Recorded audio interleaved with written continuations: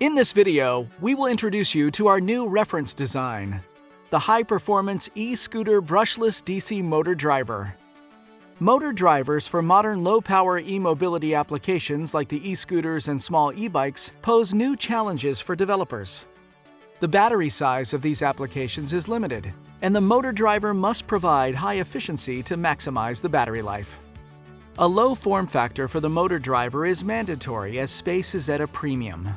Low operating acoustic noise and regenerative braking capability are two common requests, especially in the crowded urban environments. These are, in general, cost-sensitive solutions. The high-performance e-scooter BLDC motor driver solves these challenges and is ideally suited for low-power e-scooters and e-bikes. At only 60 mm in length and 50 mm in width, this is a low form factor design. The board is equipped with a powerful digital signal controller and can run the most demanding motor control algorithms like field-oriented control or FOC. The driver supports sensored or sensorless motor control applications and delivers sinusoidal phase currents, resulting in a very low operating acoustic noise. The motor phase currents are measured using 3 low-side shunt resistors. Regenerative braking is also supported, and the bill of materials is optimized for space and cost. This is the block diagram of the motor driver. In the top left corner is the buck regulator based on the MCP 16331 switcher. This regulator provides the 12-volt bias voltage for MOSFET drivers. 2 low dropout regulators provide the 3.3 volts for the DSC and 5 volts for the Hall sensors of the motor. The MOSFETs of the power inverter are driven by 3 MIC 4104 MOSFET drivers.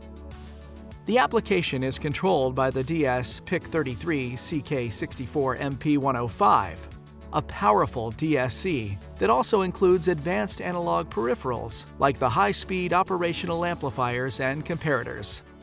Motor phase currents are sensed using 3 low-side shunt resistors. The current sense amplifiers are implemented using the DS PIC33 CK internal operational amplifiers for space and cost saving. This is the top of the board with the input connector located on the upper side.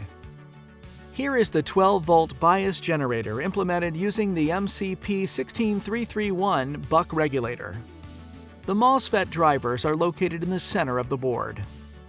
There are also high-side power MOSFETs, tab output connectors, and I/O connectors located to the left side of the board. On the bottom of the board, the low-side power MOSFETs and the current sense shunt resistors are located to the left. The 5-volt and 3.3-volt bias voltage generators are located to the upper right. And here is the DSC and the additional circuitry for current sense amplifiers.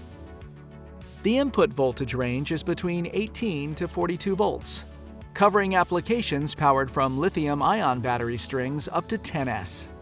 The board is capable of delivering up to 15 amps RMS current for long-term and up to 27 amps RMS current for short-term. The driver delivers up to 250 watts of continuous power and up to 800 watts of peak power. The PWM frequency range is from 8 kHz for large inductance motors to 50 kHz for low inductance motors, and the maximum duty cycle can reach up to 99%.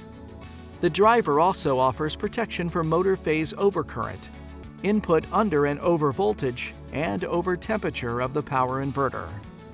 Let us see some waveforms taken during our testing of the board. This is the phase current. A 250-watt e-scooter hub motor was used during this test.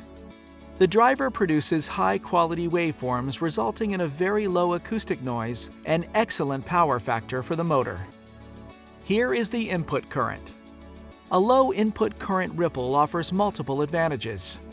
It improves the life of the bulk electrolytic capacitor, which is a critical component for a motor driver, and greatly reduces the EMI. The regenerative braking improves the battery life and may greatly reduce the wearing of the mechanical brake system. This is the battery current during acceleration, constant speed running, and regenerative braking phases. The energy is stored in the so-called flywheel effect during the acceleration and constant running phases, and is delivered back to the battery during the regenerative braking phase. The area under curve is a measure of the stored energy and must be similar for the acceleration and regenerative brake phases. This is the phase current during startup in censored mode. At very low speeds, the rotor position is provided by the Hall sensors, and the driver applies the 6-step commutation strategy. After several transitions of the Hall sensors, the driver is able to interpolate the rotor position using linear interpolation. The phase current becomes sinusoidal, and the motor accelerates. At higher speeds, an angle observer provides the rotor position with high resolution and accuracy for best efficiency and low operating acoustic noise. Let us now see the driver in action. This is the setup used during our short demo. The original motor driver of a commercial e-scooter was replaced by the high-performance e-scooter Bldc motor driver reference design. The motor has 250 watts, and the battery provides 36 volts nominal voltage.